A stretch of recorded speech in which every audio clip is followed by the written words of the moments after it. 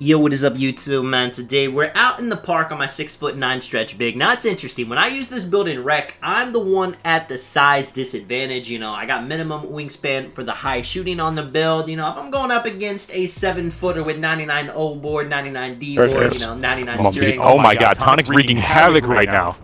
It can be a little bit tough, but when I come to the park, it depends on the game, because yes, there are a lot of 7-footers in the park, especially 2. You guys can see, man, I get the nice steal. On the other end, I got the 2A tenacity, so I'm going to go to the hop jumper.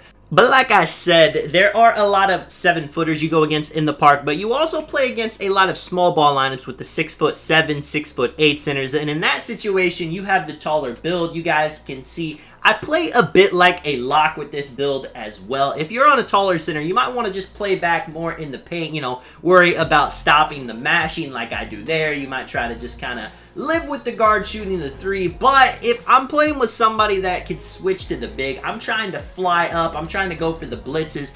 6'9" builds are still pretty fast, and even though I got minimum wingspan for the high shooting, my perimeter defense, you know, it's still an 84. I got 80 steal. The defensive ability on this build on the perimeter is a lot better than, say, something like my 7-footer with 60 perimeter, 60 steal, and I'm still able to do a pretty decent job in the paint. Now you can see, man, another steal. They throw it right to me, not being patient enough. I'm going to go to that KD hop jumper. Another reason I made this build, as you guys probably know, wings get a lot different animations compared to centers. Now you can actually get the Kevin Durant hop jumper on a center as well if you got high enough shooting, but you can't get the Kobe post hop shot. I can't get the Pro 2 post fade, which are 2 animations that I loved using on my 7-footers in past 2Ks that they made only available to wings now. And you know, it is what it is. It's probably the way the game is going forward. So, you know, to be able to still use the animations that I love using, I made an undersized post-scoring stretch big. Now, if you guys wanted to make this at power forward, that's definitely a good idea, especially if you like to play rec. I made it at center, and most of the time, I do get put at the center on this build, and I use it to my advantage. A lot of the times in the rec, you know, these 7-foot, 7'1", 7'2" centers, they're not trying to guard somebody at the top of the key. They're not trying to guard a pop every possession, and I just get all kinds of free shots. Not only that, I got the speed to kind of play lanes a lot better. I'm able to step on screens. You can see right here, even in park, you know, I hit a little emo just to let them know I'm that confident in making the shot. They're going to drop. You're going to get your shots. And by the time they decide they're not going to give you any more shots, the game's half over. This is Park. 21 comes very fast. You know, we're playing event right now, so it only goes to 15. Let me know what your favorite build to play as the big man in Park is. Tell me what kind of offense you run. Do you do pick and roll? Do you do ISO? Do you go to the L2 cheese like I've seen a lot more teams doing on the 3s? I admit, I did not know it was that bad until I played this double rep event. I could not believe my eyes. You guys can see, man.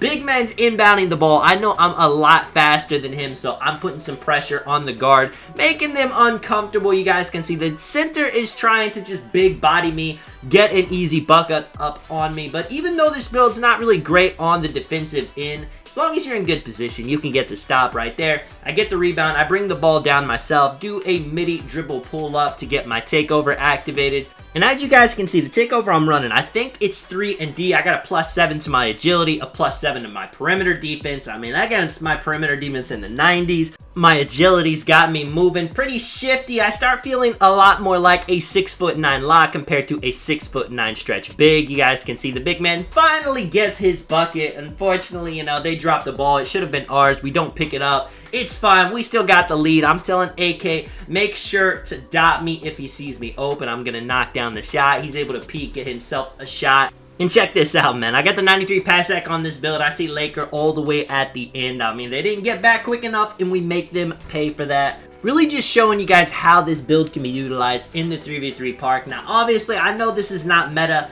It's kind of a scoring option big man, which is kind of not a thing anymore in NBA 2K25, as you guys see right there. I end up shooting a moderate, able to green it, falling down. It does not matter.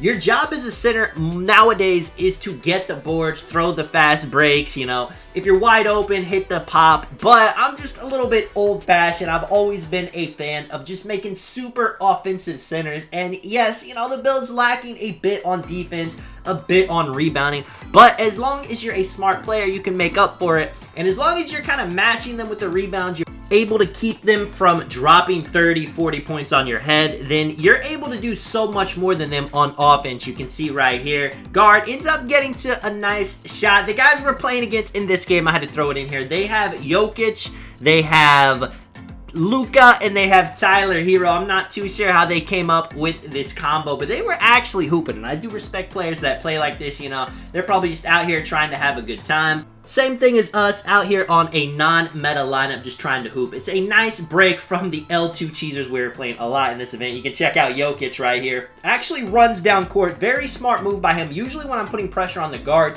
the center will think I need to set him a screen so he can get it up court. But the other option, and the actually smart option the guy does, is just go straight down, so I actually have to catch up to him. And if I know he's going to get an easy bucket, that's going to open up some room for the guard. It's that NBA knowledge. It's that basketball knowledge. You know, something that a lot of people are lacking on the game. A lot of people are really good on the sticks. You know, people are good at doing whatever it takes to win the game.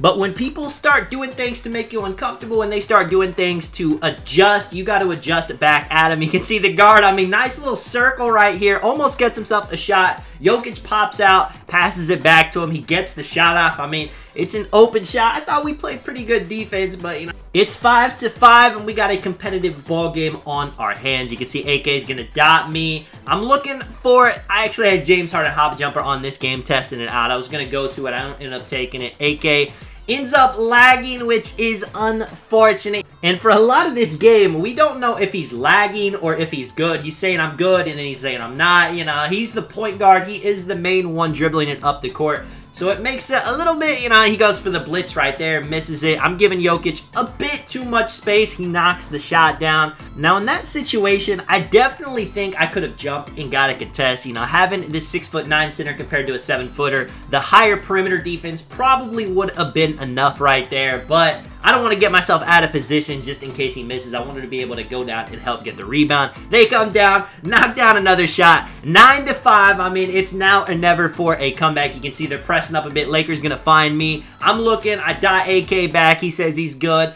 And Jokic is giving me way too much space. They foul at the perfect time. Right off the inbound, I'm telling Laker, look for me. He's going to let me take the shot. Unfortunately, he is up right here. Dot Laker in the paint. He's going to drop down, try to get the block. I try to roll to the corner to get a three-pointer, but the pass stops me at the midi, and I'm not somebody that ever tries to force a three. If we got to take a two, we'll take a two. We'll get a stop on the other end. The guy runs to the corner, through the paint, shoots it over AK's head. He ends up missing it. We're back on the other end. You guys can see they got Jokic in the pick and roll now, so they're going to be a bit slow. AK is going to make his way to the corner, get the three off.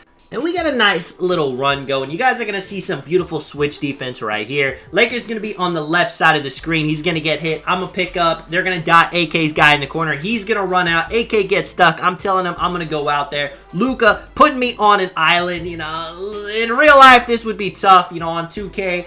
A Luka type playstyle is not going to be super effective. You guys can see I get the board right here, throwing it to AK. He's going to the corner. I'm telling him to dot me at the top of the three. Unfortunately, my first miss in a couple of games. Laker on the board, getting it back to AK. Laker horsing the center. One thing you know about NBA 2K25 is eventually that shot is going to go in. You can see AK going to the corner fade once again. He gets the fade off. We got the lead. A couple of stops is going to put these guys out of the game. They're probably feeling like they haven't scored in ages after having that nice lead. You can see Jokic hanging out at the top of the key. Now, if I can get an opportunity to blitz, you guys can see I'm trying to put a little bit of pressure on Luka, but I'm making sure to stay close to Jokic. You can see he ends up getting stuck. I got to pick up the guard. A lot of motion on there, and we're scrambling a bit to make sure we don't leave anybody open. I end up getting behind Tyler Hero just a bit. I jump. I'm able to get the block shot, though. And that was really it for him. You can see Laker ends up getting himself a steal. I'm down, going the other way, getting the dunk on the fast break.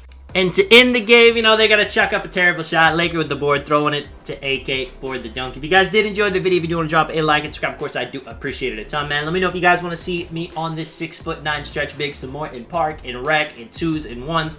And this is Tonic. I'll catch you guys in the next one. I'm out. Peace.